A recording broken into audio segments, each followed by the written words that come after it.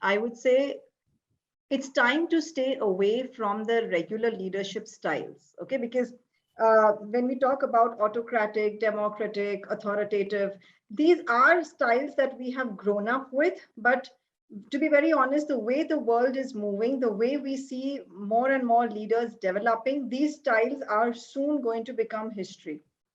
Okay, because imitation is the enemy, like they say, right? So before you move, where do you start? Before you move into your first management positions, your first leadership position, if you're looking at position, you have to have an assumption of what what a leader should look, sound, and act like.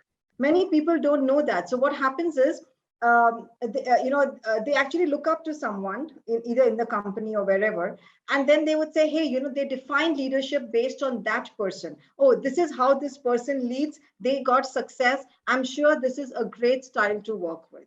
It's actually is the worst thing that you can do for yourself as a leader. You have to make sure that you know exactly, according to you, what a leader should look, sound, and act like. You have to check your environment. You have to check your people. What are the projects you are working on? So rather than picking up a style, think of this. Think of three of your own dominant qualities, and this is for each of us, three of your own dominant qualities that you have, and now develop your own leadership style. Okay, develop your own leadership style based on these three dominant qualities. Take a mix approach. Okay, take a mix approach that, okay, you know what, because what's going to happen is, you will observe that your team is a mirror of you for most of the time. Yeah, it's they are a mirror of you for most of the time. So you want to take your qualities, you want to, so for example, say for example, if your quality is cheerfulness, your quality is connecting with people, you want to take that and see what type of a leadership style you are developing. And once you frame your own leadership style with a mixed approach, try the ICF test. Okay, the ICF test is something which you will read in my third book.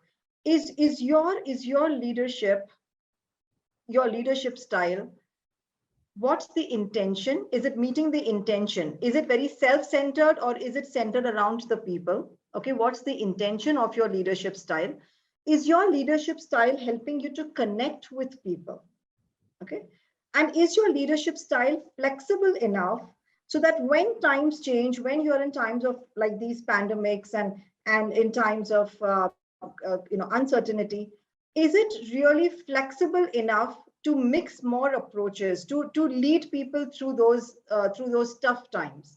Once you pass this, you get through this ICF test, what I call, you will get to see your own leadership style. And I'm, trust me when I say, that's when people will begin to imitate your leadership style. That becomes a leadership style now.